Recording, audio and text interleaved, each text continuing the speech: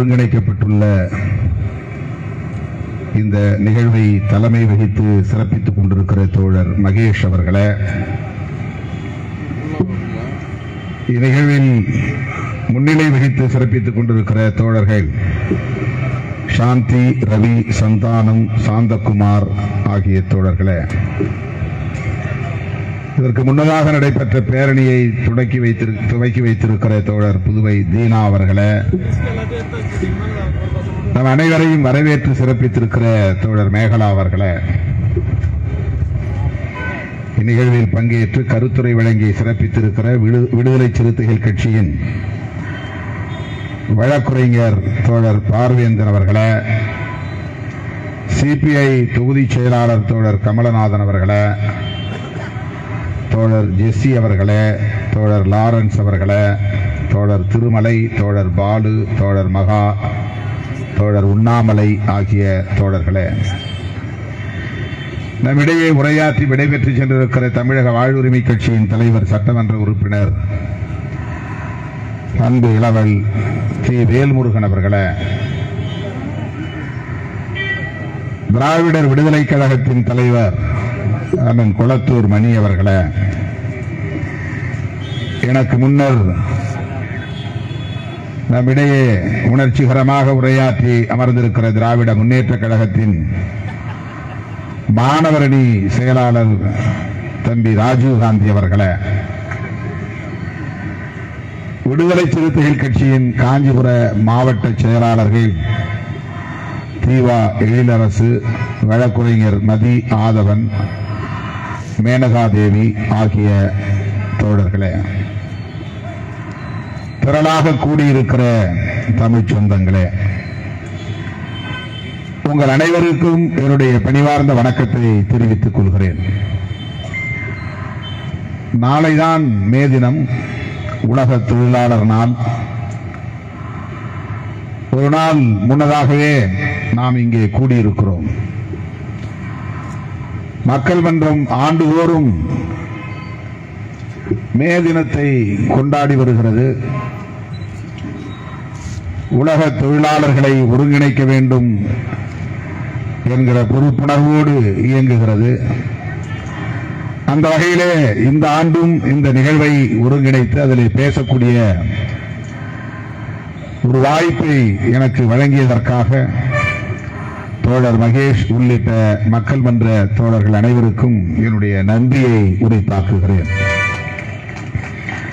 பாசிச பாஜகவை வீழ்த்துவோம், மாநில அதிகாரங்களை மீட்டெடுப்போம் என்கிற கோரிக்கை முழக்கங்களை முன்னிறுத்தி இந்த நிகழ்ச்சி நடைபெற்றுக் கொண்டிருக்கிறது. பாரதிய ஜனதா 10 ஆண்டு காலத்தை வெற்றிகரமாக நகர்த்தி 11வது ஆண்டில் இயங்கிக் கொண்டிருக்கிறது என்று நாம் அறிவோம். அவர்களை பொறுத்தவரையில் அவர்கள் வெற்றிகரமாக இயங்குகிறார்கள். அவர்களின் ஒவ்வொரு செயல் திட்டத்தையும் படிப்படியாக நிறைவேற்றிக் கொண்டே வருகிறார்கள். அவர்களின் இந்துத்துவ அஜெண்டா என்கிற அந்த இந்துத்துவ செயல் திட்டத்தை ஒவ்வொன்றாக டிக்கெடித்துக் கொண்டே வருகிறார்கள், நிறைவேற்றிக் கொண்டே வருகிறார்கள்.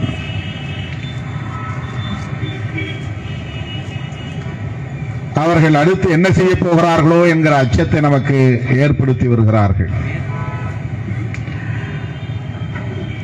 இப்போது நாடு முழுவதும் ஒரு பதற்றத்தை உருவாக்கி கொண்டிருக்கிறார்கள். பாகிஸ்தான் மீது எந்த நேரத்திலும் இந்தியா போர் தொடுக்கும், பதிலடி கொடுக்கும் என்கிற செய்திகளை ஊடகங்களின் வாயிலாக பரப்பிக் கொண்டிருக்கிறார்கள். காஷ்மீரில் பஹல்காம் என்கிற இடத்திலே நடந்த பயங்கரவாத படுகொலை யாராலும் ஏற்றுக்கொள்ள முடியாது, நியாயப்படுத்த முடியாது. அந்த பயங்கரவாதத்தை நாம் அனைவரும் வன்மையாக கண்டிக்கிறோம். காங்கிரஸ், திமுக உள்ளிட்ட இந்தியா என்கிற கூட்டணியில் இடம்பெற்றுள்ள அனைத்து கட்சிகளும் கண்டிக்கிறோம், நாட்டு மக்கள் யாவரும் கண்டிக்கிறோம். ஆனால் அதையும் தமது அரசியல் ஆதாயத்திற்காக பயன்படுத்துகிற ஒரு அரசாகவும் ஒரு கட்சியாகவும் தான் பாஜக அரசு இருக்கிறது, பாஜக என்கிற கட்சி இயங்குகிறது. சவுதி அரேபியா சுற்றுப்பயணத்தை முடித்துக் கொண்டு விரைந்து ஓடி வந்த பிரதமர் நரேந்திர மோடி அவர்கள் பகல்காம் என்கிற இடத்திற்கு உடனே விரைவார் என்றுதான் நாம் அனைவரும் எதிர்பார்த்தோம். ஆனால் அவர் வந்த உடனே பீகாருக்கு விரைந்தார், தேர்தல் பரப்புரையில் பங்கேற்றார். ஆக நரேந்திர மோடியை பொறுத்தவரையில் பகல்காமில் நடைபெற்ற அந்த கொடூரமான படுகொலையை ஒரு பொருட்டாக எடுத்துக் கொள்ளவில்லை என்பதைத்தான் உணர்த்துகிறது. அது அவர்களுக்கு வழக்கமான ஒரு நடவடிக்கை, அவ்வளவுதான். அமித்ஷா அங்கே போனார், உடனே பயங்கரவாதிகள் யார் என்றெல்லாம் பேசினார். பாகிஸ்தான் தான் தூண்டிவிடுகிறது என்று புலனாய்வு செய்வதற்கு முன்னரே விளக்கம் சொன்னார். பாகிஸ்தான் அப்படி தூண்டியிருக்கலாம், நமக்கு தெரியாது. அப்படி ஒரு அமைச்சர் சொன்னதாகவும் ஊடகங்களிலே செய்திகள் வந்து கொண்டிருக்கின்றன. இந்தியா எங்கள் மீது போர் தொடுத்தால் நாங்கள் வேடிக்கை பார்க்க மாட்டோம், அணு ஆயுதங்கள் எங்களிடம் இருக்கின்றன என்று ராணுவத்துறை அமைச்சரோ வெளிவிவகாரத்துறை அமைச்சரோ ஒருவர் பேட்டி கொடுத்ததாகவும் நாம் சமூக ஊடகங்களில் பார்க்க நேர்ந்தது. இப்போது அமெரிக்கா தலையீடு செய்து 2 நாடுகளுக்கு இடையே வெளிவிவகாரத்துறை அமைச்சர்களிடையே நாங்கள் பேச இருக்கிறோம், மோதல் வேண்டாம் என்று தடுப்பதற்கு முயற்சித்துக் கொண்டிருக்கிறோம் என்கிற அளவுக்கு சர்வதேச அரங்கில் இந்த பிரச்சனைகள் இன்றைக்கு உரையாடலிலே இருக்கிறது. இந்த பாசிச பாஜக அரசு ஒவ்வொரு நாளும் அவர்களின் செயல் திட்டங்களை நடைமுறைப்படுத்தி வருவதிலே உறுதியாக இருக்கிறார்கள், தெளிவாக இருக்கிறார்கள், குறியாக இருக்கிறார்கள், கைதேர்ந்தவர்களாக இருக்கிறார்கள். அவர்களின் இறுதி இலக்கை அடையாமல் விடமாட்டார்கள் என்கிற அளவுக்கு அவர்களின் நிலைப்பாட்டிலே மிக தீவிரமாக இருக்கிறார்கள். இதையெல்லாம் நாம் கவனத்திலே கொண்டு கருத்திலே கொண்டு இந்த பாஜக அரசை மக்களிடையே அம்பலப்படுத்த வேண்டிய தேவை இருக்கிறது. அப்பாவி பொதுமக்கள்,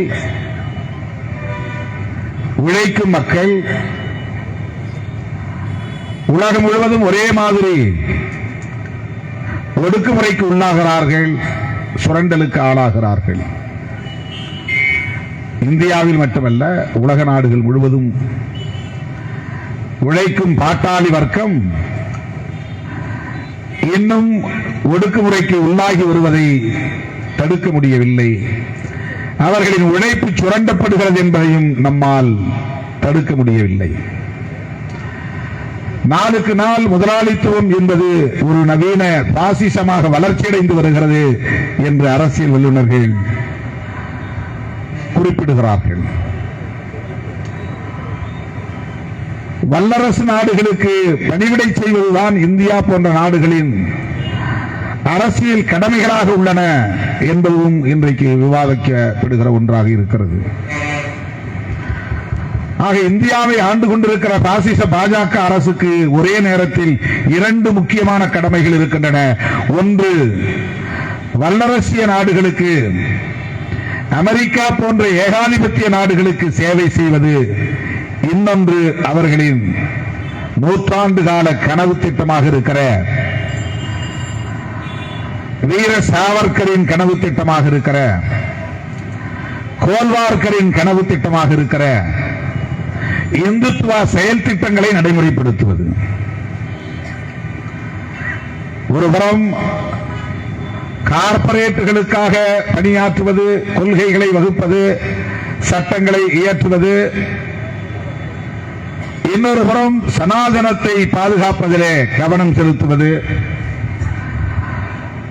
சனாதன சமூக ஒழுங்கை மீண்டும் மறுசீரமைப்பது என்கிற நடவடிக்கைகளிலே கவனம் செலுத்துகிறார்கள். ஆகவே இந்த அரசு ஒரே நேரத்தில் 2 வேலைகளை செய்து கொண்டிருக்கிறது.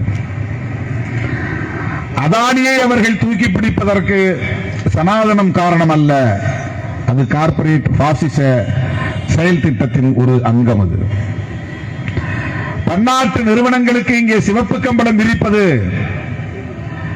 ஏகாதிபத்திய நாடுகளுக்காக சேவை செய்வது என்கிற செயல் திட்டங்களில் ஒன்று. ஜம்மு காஷ்மீர் மாநிலத்தை உடைத்து 2 யூனியன் பிரதேசங்களாக ஆக்கி அங்கே யாரும் பயணம் செய்யலாம், சுற்றுலா செல்லலாம், அங்கே இப்போது நிலம் வாங்கலாம், சொந்த பெயரிலே அதை பதிவு செய்து கொள்ளலாம் என்கிற ஒரு நிலைப்பாட்டை இன்றைக்கு பாசிச பாஜக அரசு எடுத்து அதை சட்டமாக்கி அதை நடைமுறைப்படுத்தி எல்லா கதவுகளையும் திறந்துவிட்டு அம்பானி அதானி எவ்வளவு வேண்டுமானாலும் ஜம்மு காஷ்மீருக்குள்ளே நுழைந்து அந்த பூலோகமாக சொர்க்கலோகமாக இருக்கிற பூலோகத்தில் நீங்கள் எதை வேண்டுமானாலும் செய்து கொள்ளலாம் என்று கதவுகளை திறந்து விட்டிருக்கிறது. இது அவர்களின் செயல் திட்டங்களிலே ஒன்று. இன்னொன்று, இஸ்லாமியர்களை பலவீனப்படுத்தி இஸ்லாமியர் உள்ளிட்ட சிறுபான்மையினரை அச்சுறுத்தலுக்குள்ளாக்கி அவர்கள் மீதான வெறுப்பு அரசியலை தீவிரப்படுத்தி இந்து என்று உணரக்கூடிய அனைவரையும் ஒரே அணியில் திரட்டி இந்த நாடு இந்துக்களுக்குரிய நாடு என்று பிரகடனப்படுத்துவது, அறிவிப்பு செய்வது. ஆகவே ஜம்மு காஷ்மீர் மீது இவர்கள் இப்படிப்பட்ட ஒரு நடவடிக்கையை எடுத்திருப்பதில் ஒரே நேரத்தில் 2 பார்வை உள்ளது, நோக்கம் உள்ளது, நிலைப்பாடுகள் உள்ளன. ஒருபுறம் கார்ப்பரேட்டுகளுக்கு கதவை திறப்பது, இன்னொரு புறம் சிறுபான்மையினரை அச்சுறுத்தி இந்து பெரும்பான்மைவாதத்தை நிலைநாட்டுவது. இந்த கோணங்களில் பாஜகவை நாம் அணுகினால்தான் அது ஒரு பாசிச அரசு என்பதை நம்மால் புரிந்து கொள்ள முடியும். இந்த செயல் திட்டங்களை நடைமுறைப்படுத்துகிற போது இதனால் ஏற்படுகிற பாதிப்புகளை பற்றி கிஞ்சித்தும் கவலைப்படாத ஒரு உளவியல் தான் பாசிச உளவியல். இந்த நடவடிக்கையை எடுக்கிற போது யாரும் கொல்லப்படலாம், ரத்தம் சிந்தலாம், வன்முறை வெறியாட்டம் தலைவிரித்தாடும், சட்டம் ஒழுங்கு சீர்குலையும், எளிய மக்கள் சிதறடிக்கப்படுவார்கள், வீடு நிலம் இழப்பார்கள், உறவுகளை இழப்பார்கள். இது போன்ற எந்த பாதிப்புகள் நேர்ந்தாலும் அதை ஒரு பொருட்டாக எடுத்துக் கொள்ளாத உளவியல் பாசிச உளவியல். அந்த உளவியல் பிரதமர் மோடிக்கு இருப்பதனால்தான் 26 பொதுமக்கள் சுற்றுலா பயணிகள் கொடூரமாக கொல்லப்பட்ட நிலையிலும் கூட அதை ஒரு பொருட்டாக எடுத்துக் கொள்ளாமல் டெல்லியிலிருந்து நேரடியாக பீகாருக்கு சென்று அங்கே எங்களுக்கு வாக்களியுங்கள், அப்போதுதான் இந்த பயங்கரவாதத்தை எங்களால் தடுக்க முடியும் என்று சொல்ல முடிகிறது. மனிதாபிமானம் இருந்திருந்தால், ஈவு இருந்திருந்தால், இரக்கம் இருந்திருந்தால், கருணை உள்ளம் இருந்திருந்தால், சராசரியான ஒரு மனிதனாக இருந்திருந்தால், ஜனநாயக உணர்வு இருந்திருந்தால், எல்லா வேலைகளையும் போட்டுவிட்டு உடனடியாக இந்த பெஹல்காம் என்கிற பகுதிக்கு ஓடி இருப்பார் பிரதமர் நரேந்திர மோடி. அதை விட வேற என்ன வேலை இருக்கிறது? அந்த மக்களை போய் சந்தித்து ஆறுதல் சொல்லுவதை விட வேற என்ன வேலை இருக்கிறது? எப்படி காஷ்மீர், ஜம்மு காஷ்மீர் எல்லை ஓரம் முழுவதும் ஒரு அடிக்கு ஒரு ராணுவ துருப்பு நின்று கொண்டிருந்த போது பெஹல்காம் என்கிற பகுதியில் மட்டும் எப்படி ராணுவ துருப்புகள் இல்லாமல் போனார்கள்? எப்படி அது நிகழ்ந்தது? யாருடைய கவனக்குறைவு? அதற்கு காரணமான ராணுவ அதிகாரிகள் மீது நடவடிக்கை எடுத்திருக்கிறார்களா? அல்லது உங்கள் கூற்றின்படியே அங்கு இப்போது முதலமைச்சராக பொறுப்பேற்று இருக்கக்கூடிய உமர் அப்துல்லாவை விசாரித்திருக்கிறீர்களா? ஏன் அவரை நடவடிக்கை எடுத்திருக்கலாமே, உங்களுக்கு அதிலே பொறுப்பு இருக்கிறது என்று. மற்ற இடங்களில் எல்லாம் அடிக்கு ஒரு ராணுவ வீரனை நிப்பாட்ட முடிகிறது, ஆயுதத்தை குவிக்க முடிகிறது. அந்த குறிப்பிட்ட இடத்தில் மட்டும் எங்கே போனார்கள்? எப்படி அவர்களால் இலகுவாக உள்ளே நுழைய முடிந்தது? எப்படி துப்பாக்கியால் சுட்டு படுகொலை செய்து விட்டவர்களால் தப்பிக்க முடிந்தது? இந்த கேள்வியை ஏன் நம்மால் எழுப்ப முடியவில்லை? யாரும் எழுப்பவில்லை.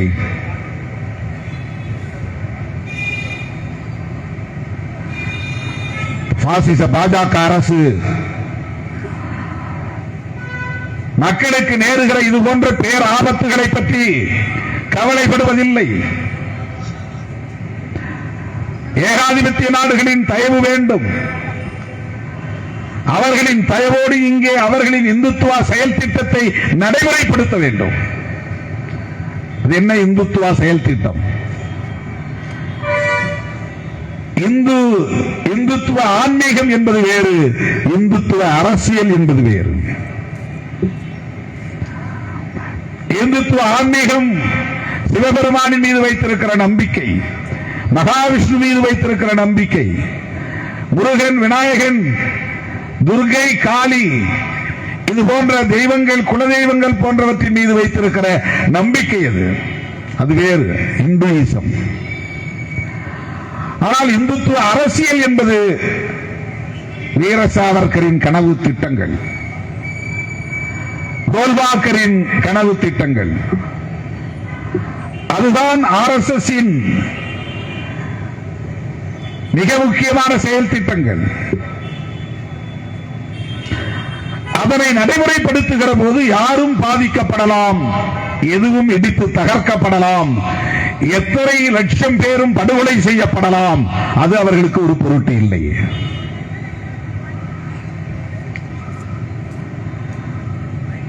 இதுதான் பாசிச உளவியல்.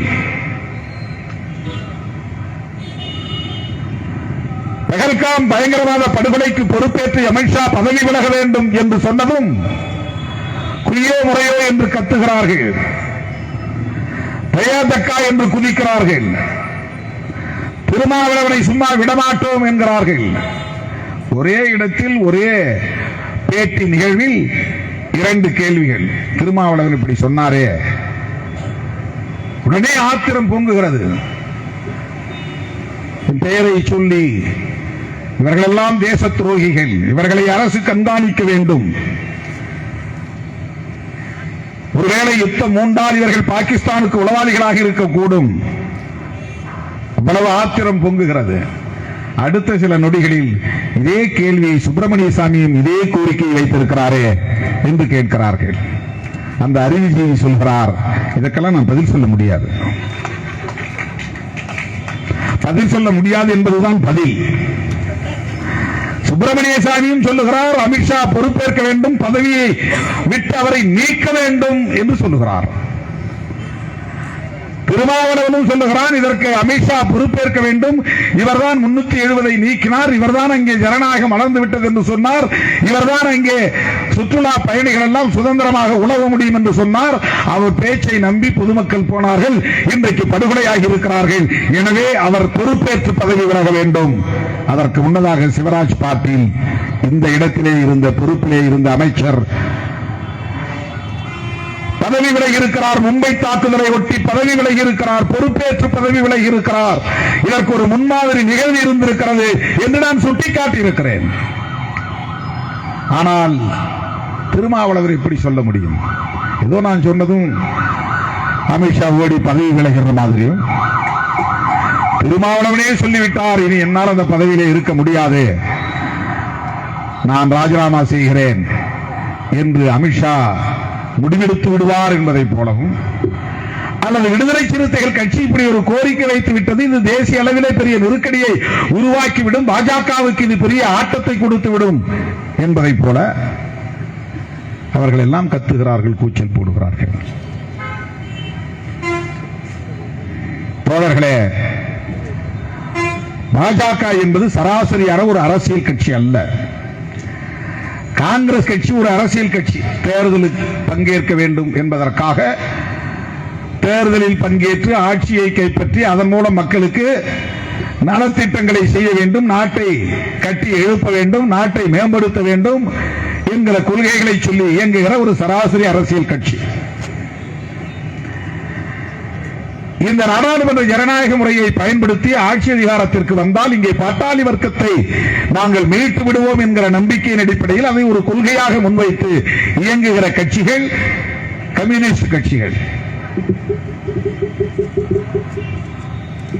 அதை போல பாஜகவை எண்ணிவிட முடியாது. பாஜக என்பது ஆர்எஸ்எஸ் குழந்தை. ஆர்எஸ்எஸ் தான் முதலில் தோன்றியது. ஆர்எஸ்எஸ் இயக்கத்தினுடைய ஒரு அரசியல் பிரிவு பாஜக. காங்கிரசுக்கு அது போல ஆர்எஸ்எஸ் போல ஒரு அமைப்பு கிடையாது. கம்யூனிஸ்ட் கட்சிகளுக்கு ஆர்எஸ்எஸ் போல ஒரு திரைமறையில் இயங்கக்கூடிய ஒரு இயக்கம் கிடையாது. ஆர்எஸ்எஸ் இருந்து பிஜேபி தோன்றியது என்று சொல்லுவதை போல காங்கிரஸ் இப்படி ஒரு இயக்கத்தில் இருந்து, இந்த கோட்பாட்டை கொண்ட இயக்கத்தில் இருந்து இது தோன்றியது என்று சொல்ல முடியாது. எந்த கட்சிக்கும் அப்படி கிடையாது. ஆனால் பிஜேபி அதிலிருந்து முற்றிலும் மாறுபட்ட ஒரு பரிமாணத்தை கொண்ட கட்சி. முதலில் தோன்றியது ஆர்எஸ்எஸ். நூற்றாண்டை கொண்டாடுகிறது. 1925 தோன்றிய அந்த இயக்கம் இன்றைக்கு 2025 நூற்றாண்டை காண்கிறது. அந்த ஆர்எஸ்எஸ் காந்தியை சுட்டு படுகொலை செய்த ஒரு இயக்கம். காந்தி யார்?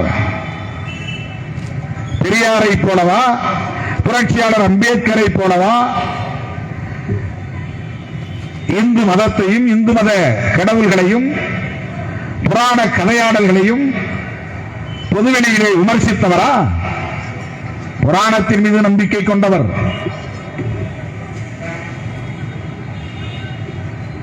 இந்து மதத்தை உயிர் மூச்சாக கொண்டவர். ராமபிரானை மூச்சுக்கு முன்னொரு முறை உச்சரித்துக் கொண்டிருந்தவர். சனாதனத்தின் மீது நம்பிக்கை கொண்டவர். அடுத்த பிறவியிலும் நம்பிக்கை கொண்டவர். சாதிய கட்டமைப்பிலும் உடன்பாடு உள்ளவர். தீண்டாமை ஒழியட்டும் என்று சொன்னார், சாதி ஒழியட்டும் என்று சொல்லவில்லை. புரட்சியாளர் அம்பேத்கரில் இருந்தும் தந்தை பெரியாரில் இருந்தும்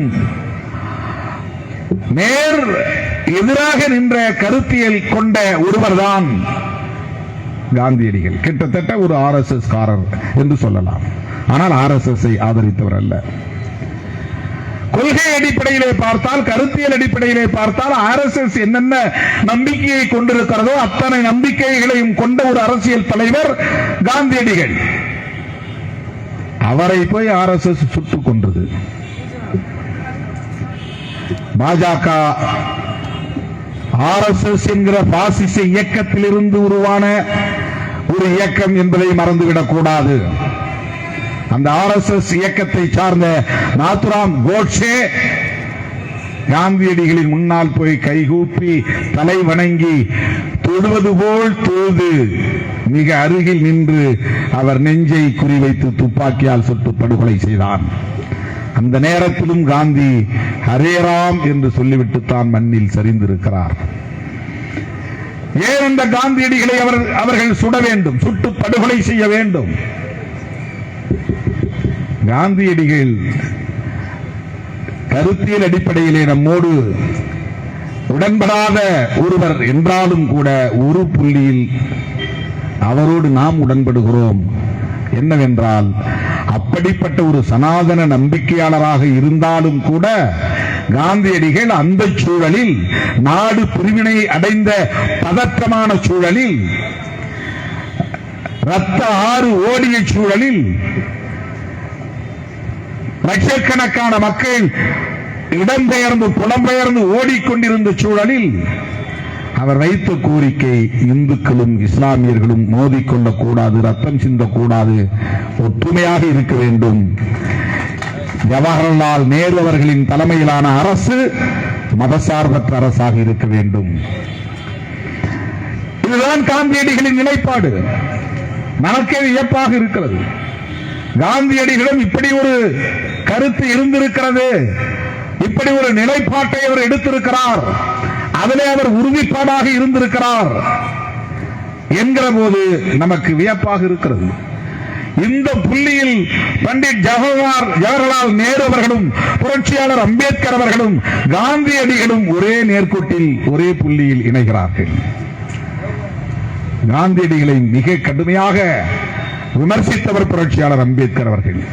ஆனால் அம்பேத்கர் அவர்கள் செக்யூலரிசம் என்கிற மதசார்பின்மையின் மீது கொண்டிருந்த அதே நம்பிக்கையை காந்தியடிகளும் கொண்டிருந்தார் என்பதை மறந்துவிடக் கூடாது.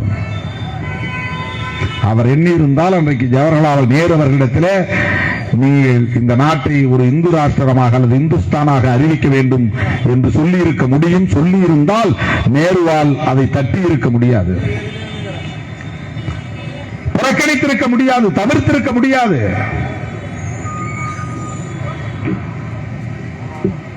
ஆனால் அந்த சூழலிலும் கூட அரசு மதசார்பற்ற அரசாக இருக்க வேண்டும் என்கிற கருத்தை கொண்டவராக இருந்தார் என்பதனால் தான் RSS தீவிரமான சனாதன நம்பிக்கையாளராக இருந்த காந்தியடிகளை சுட்டு படுகொலை செய்தது. RSS ஒரு பாசிச இயக்கமா இல்லையா? மாற்று கருத்தை சொன்னால் அவர்களை அழித்தொழிக்க வேண்டும் என்பதுதான் பாசிசத்தின் கூறு, அடிப்படை கூறு.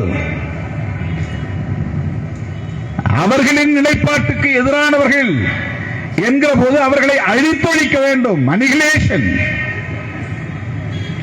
அந்த கருத்துள்ளவர்களை எல்லாம் அழித்தொழிக்க வேண்டும். அத்தகைய கருத்துள்ளவர்களுக்கு ஒரு அச்சுறுத்தலை தர வேண்டும். அந்த அடிப்படையில் தான் தேசப்பிதா என்று உலகமே அவரை ஏற்றுக்கொண்ட நிலையில் அம்பேத்கரை தவிர மகாத்மா என்று இந்த நாடும் உலகமும் ஏற்றுக்கொண்ட போது அம்பேத்கரை தவிர அந்த காந்தியடிகளை நாத்துராம் கோட்சே சுட்டுக் கொன்றான். நாத்துராம் கோட்சே என்கிற தனிநபர் அல்ல, வீர சாவர்கரின் மாணவன், RSS என்கிற பாசறையில் வளர்ந்தவன். புதிதாக மலரவிருக்கிற இந்த அரசு ஒரு மதசார்புள்ள அரசாகத்தான் இருக்க வேண்டும், அதுதான் அவர்களின் வெறி வேட்கை. இந்த அரசின் அரச மதம் இந்து மதமாகத்தான் இருக்க வேண்டும்.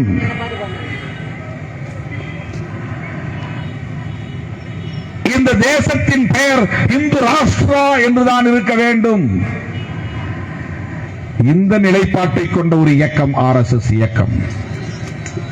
மேலோட்டமாக பார்த்தால் அதில் என்ன தவறு இருக்கிறது? இந்தியாவிலே இந்துக்கள் தானே பெரும்பான்மை. இந்துக்கள் பெரும்பான்மையாக இருக்கிற இந்த தேசத்திற்கு இந்து நாடு என்று அறிவித்தால் என்ன தவறு என்று தோன்றும்.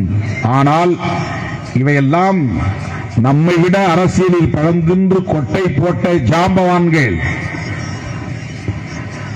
பண்டிட் ஜவஹர்லால் நேரு அவர்கள், சர்தார் பட்டேல், புரட்சியாளர் அம்பேத்கர், இது போன்ற பல தலைவர்கள், சமகால தலைவர்கள், அரசியல் ஜாம்பவான்கள் இது குறித்து விரிவாக விவாதித்தார்கள்.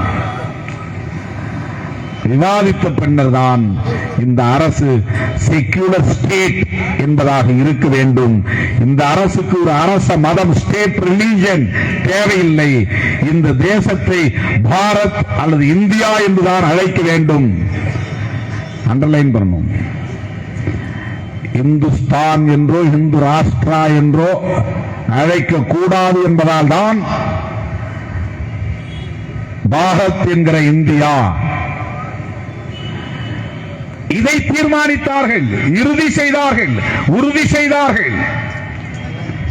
அவர்களின் ஒரே இலக்கு தோழர்களே, நீங்கள் இதை நெஞ்சிலே இருத்திக் கொள்ள வேண்டும். இந்திய அரசமைப்பு சட்டம்தான் புரட்சியாளர் அம்பேத்கர் அவர்களால் வகுத்தளிக்கப்பட்டிருக்கிற இந்திய அரசமைப்பு சட்டம்தான் பாகிஸ்தான் பிரிந்த பிறகு எஞ்சிய பகுதியை இந்துஸ்தான் என்று அறிவிப்பதற்கு தடையாக இருக்கிறது. பாகிஸ்தானுக்கு இஸ்லாம் ஒரு அரச மதமாக இருக்கிற போது இந்த தேசத்திற்கு இந்து மதத்தை ஒரு அரச மதமாக இருக்க விடாமல் தடுக்கிறது. முஸ்லிம்களுக்கான தேசத்தை பாகிஸ்தான் என்று அறிவித்துக் கொண்ட நிலையிலே இந்துக்களுக்கான தேசத்தை இந்துஸ்தான் என்று அறிவிக்க விடாமல் தடுக்கிறது. எனவே நம்முடைய முதல் எதிரி அம்பேத்கர் அவர்களால் எழுதப்பெற்ற அரசமைப்பு சட்டம் தான். இதை அடையாளம் கண்டவர்கள் RSS காரர்கள். ஆனால் வெளிப்படையாக அன்றும் சொல்லவில்லை, இன்றும் சொல்லவில்லை. அவர்களின் முதல் எதிரி, உண்மையான எதிரி, ஒரே எதிரி இந்திய அரசமைப்பு சட்டம் தான். இஸ்லாமியர்கள் கிடையாது, கிறிஸ்தவர்கள் கிடையாது, காங்கிரஸ் கட்சியும் கிடையாது, கம்யூனிஸ்ட் கட்சிகளும் கிடையாது. இவர்கள் எல்லாம் அவர்களின் கருத்தியலுக்கு எதிராக இருக்கிறார்கள், தேர்தல் களத்தில் போட்டி போடுகிறார்கள், எதிர்த்து நிற்கிறார்கள் என்கிற வகையிலே பகை, அவ்வளவுதான். அவர்களின் இறுதி இலக்கை அடைய விடாமல் தடுக்கிற வகையில் ஒற்றை பகை புரட்சியாளர் அம்பேத்கர் எழுதிய அரசமைப்பு சட்டம் தான். அதனால் அம்பேத்கரும் பகைதான். ஆனால் அம்பேத்கருக்கு ஜெயந்தி கொண்டாடுவார்கள், அம்பேத்கரின் சிலையை தொட்டு வணங்குவார்கள். இந்த ஏப்ரல் மாதம் முழுவதும் ஒரு மாத காலம் அம்பேத்கர் ஜெயந்தியை கொண்டாட சொல்லி பிஜேபி கட்சிக்காரர்களுக்கு ஆணையிட்டு இருக்கிறது. நாம ஒரு நாள் தான் கொண்டாடணும், ஏப்ரல் 14. அதுவும் இயக்கமா இருக்கிற சில பேர் தான் போறோம். பொதுமக்கள் அதை கண்டுகிறதே இல்லை. இயக்கமா இருக்கிறவங்க அந்த இயக்கத்தில் ஒரு 10% பேர் தான் சிலைக்கு முன்னால போய் நின்று ஜெய் பீம் சொல்லிட்டு வரான். பிஜேபி ஏப்ரல் மாதத்தில் 14ஆம் தேதியிலிருந்து ஒரு மாத காலத்திற்கு தொடர்ச்சியாக அம்பேத்கர் ஜெயந்தியை கொண்டாட சொல்லுகிறார்கள். இங்கே அண்ணன் கொளத்தூர் மணி அவர்கள் சொன்னார், இந்த சமூகத்திலிருந்தே ஒரு கூலியை பிடித்து அவரை இந்துத்துவ அம்பேத்கர் என்று எழுத வைத்து அவனுக்கும் ஒரு பதவியை கொடுத்து அதையெல்லாம் இங்கே பரப்பிக் கொண்டிருக்கிறது பாஜக என்று சொன்னார். இதுதான் ஆபத்து. அவருடைய பேச்சில் நீங்கள் எத்தனை பேர் கவனித்தீர்கள் என்று தெரியவில்லை. புரட்சியாளர் அம்பேத்கர் அவர்கள் எழுதுகிற போது இவர்கள் விரும்புகிற இந்து ராஜ்யத்தை இங்கே அமைத்துவிட்டால், தோழர்களே, பாரதிய ஜனதா RSS விரும்புகிற இந்து ராஜ்யத்தை அமைத்துவிட்டால் இந்த தேசத்தை யாராலும் காப்பாற்ற முடியாது. இதுதான் புரட்சியாளர் அம்பேத்கரின் கவலை.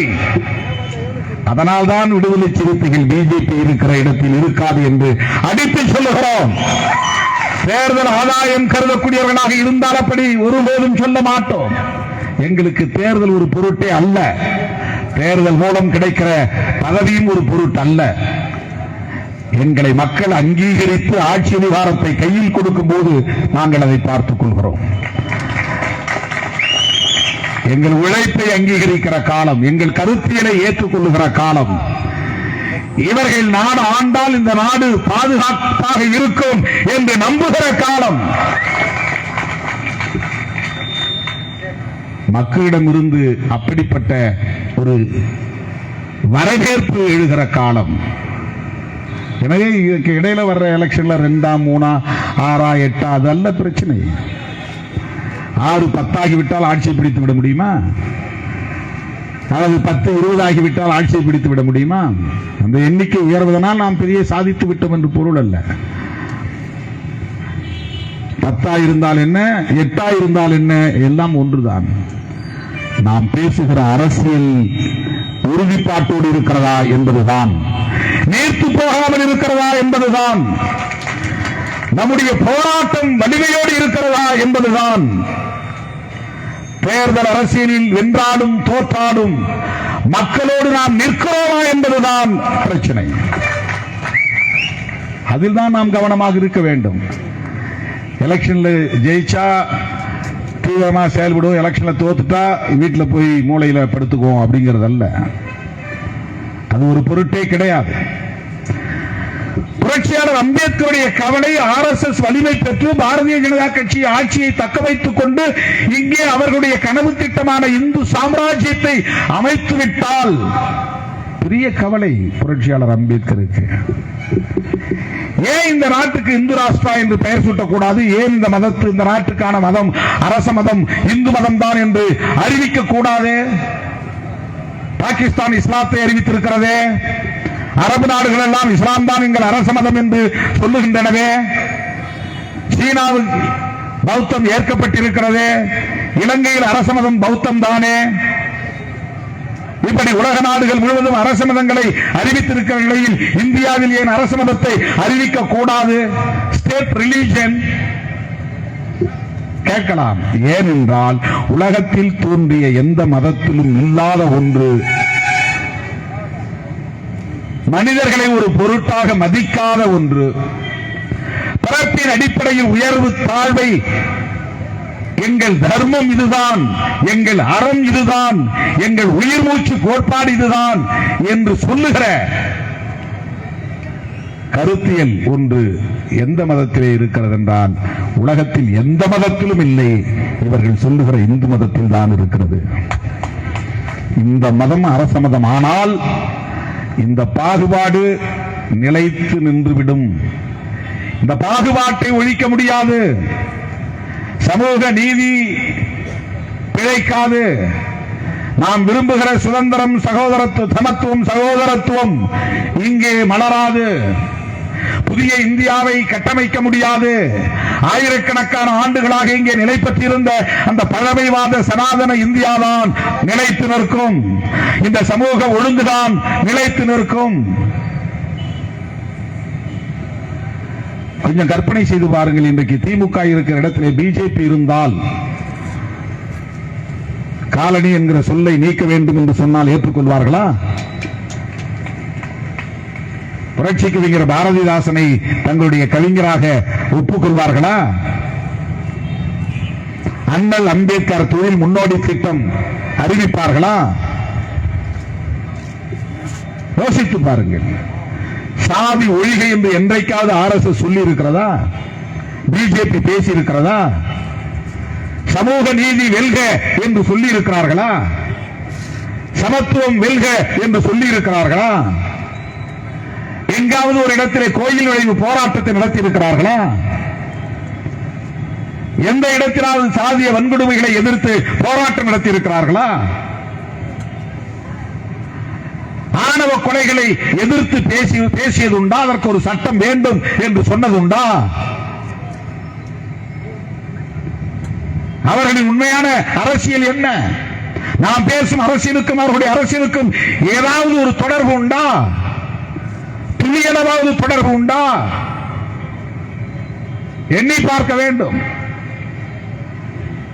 இப்படிப்பட்ட நேர் எதிரான மக்கள் விரோத கொள்கைகளை கொண்ட ஒரு இயக்கம் தொடர்ந்து ஆட்சியில் இருக்குமே ஆனால் இந்த தேசத்தின் நிலை என்ன?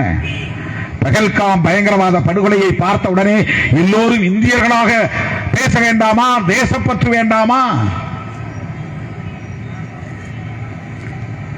இந்தியர்களாக எல்லோரையும் நீங்கள் முதலில் அணுகுகிறீர்களா?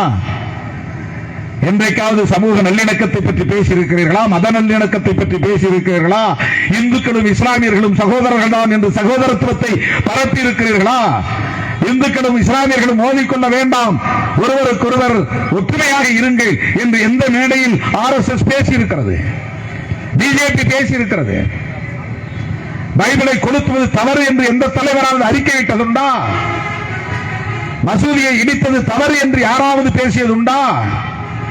400 ஆண்டு கால பழமை வரலாறு கொண்ட பாபர் மசூதியை இடித்து தரைமட்டமாக்கினீர்களே, கொக்கரித்தீர்களே, கொட்டமடித்தீர்களே. அப்படி செய்யக்கூடாது, அது தவறு, அது அறம் இல்லை என்று சொல்லுகிற ஒரே ஒரு நபர் RSS உண்டா? பிஜேபியில் உண்டா? நீதிமன்றத்தின் மூலமே ஒரு அநீதியை தீர்ப்பாக எழுதி வாங்கினீர்களே. அந்த இடம் ராமர் பிறந்தார் என்பதற்கு ஆதாரம் இல்லை. அந்த மண்ணை அகழாய்வு செய்த போது கீழே இருந்து எடுக்கப்பட்ட கட்டிட வடிவமைப்பு இந்து கோவில்களுக்கான வடிவமைப்பு இல்லை. இதெல்லாம் சொல்லிவிட்டு ஆனால் அந்த இடத்தில் தான் ராமர் கோயில் கட்ட வேண்டும் என்று உச்ச நீதிமன்றம் தீர்ப்பளிக்கிறது என்று சொன்னால் இது நீதியா அநீதியா?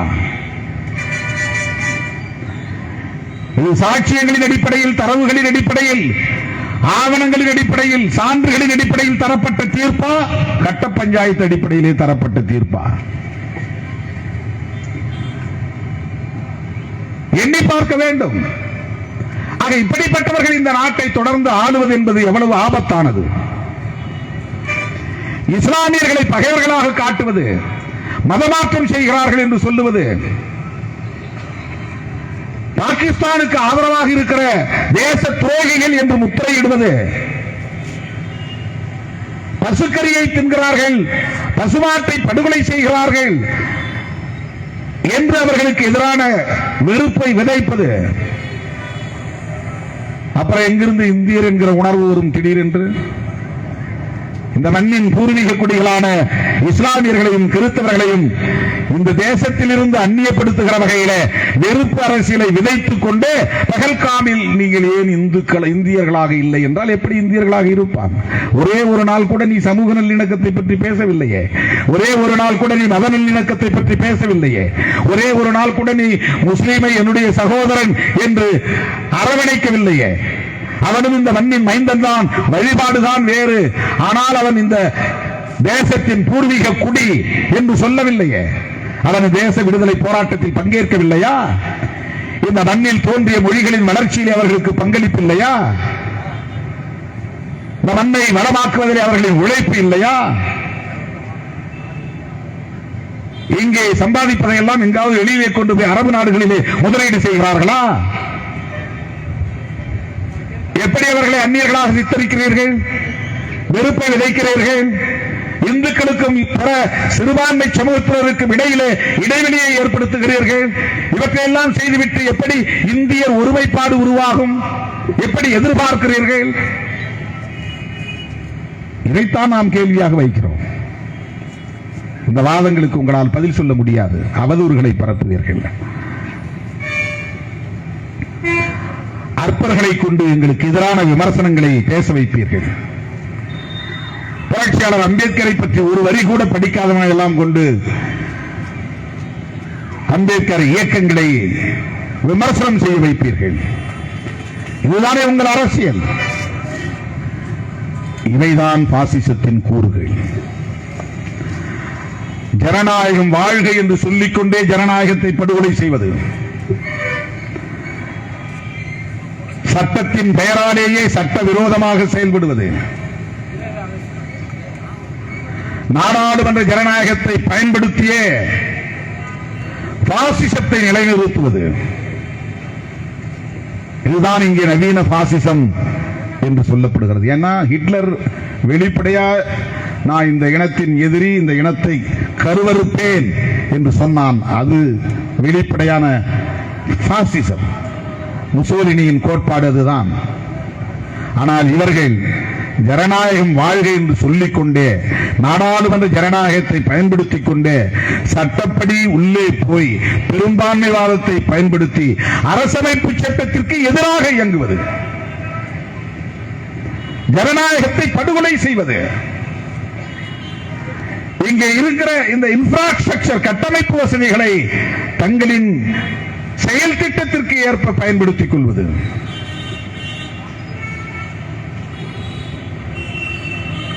இது நவீன பாசிசம். இது வெறுமனை இஸ்லாமியர்களை அச்சுறுத்துகிற நடவடிக்கை அல்ல. இது வெறுமனை கிறிஸ்தவர்களை அச்சுறுத்துகிற நடவடிக்கை அல்ல. இந்த மண்ணில் அவர்களின் கனவு திட்டத்தை நிறைவேற்றுவதற்காக கையாளுகிற பாசிச தாக்குதல்கள், பாசிச உத்திகள். ஆகவேதான் நாம் வக்ஃப் திருத்த சட்டத்தையும் எதிர்க்கிறோம், குடியுரிமை திருத்த சட்டத்தையும் எதிர்க்கிறோம், ஜம்மு காஷ்மீரை உடைத்ததையும் எதிர்க்கிறோம், முத்தலாக் சட்டத்தை கொண்டு வந்ததையும் எதிர்க்கிறோம். அவன் சொல்றான் இதெல்லாம் நீங்க முஸ்லீம் ஓட்டுக்காக செய்றீங்கன்னு. ஓட்டு முக்கியம் நினைச்சா இந்துக்களை ஆதரிப்புமா முஸ்லீம்களை ஆதரிப்புமா? யோசிச்சு பாருங்க, யார் அதிகம்? எவ்வளவு 100% முஸ்லீம்கள் ஓட்டு போட்டா கூட, கிறிஸ்தவர் ஓட்டு போட்டா கூட அவங்க மட்டுமே ஓட்டு போட்டு ஒரு தொகுதியில் ஜெயிக்க முடியுமா? அது ஒரு எலக்டோரல் ஸ்ட்ராட்டஜியா இருக்க முடியாது இல்ல? யோசிச்சு பாருங்க. இந்துக்களை பகைத்துக் கொண்டு சிறுபான்மையினர் ஓட்டு மட்டும் போதும் என்று நாம் நினைத்தால் எந்த தொகுதியிலே வெற்றி பெற முடியும்? ஒரு சட்டமன்ற தொகுதியில் கூட வெற்றி பெற முடியாது.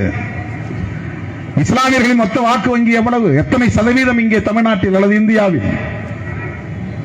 அவர்கள் 100 விழுக்காடு அணிதிரண்டு ஒட்டுமொத்தமாக காங்கிரசுக்கு வாக்களித்தால் கூட இந்துக்கள் வாக்களிக்காமல் அவர்களால் வெற்றி பெற முடியாது. இன்றைக்கு 100க்கும் மேற்பட்ட நாடாளுமன்ற உறுப்பினர்கள் காங்கிரசுக்கு மக்களவையிலே இருக்கிறார்கள் என்றால் அத்தனை தொகுதிகளிலும் இந்துக்களும் பெரும்பான்மையாக வாக்களித்ததால் தானே வெற்றி பெற முடிந்தது.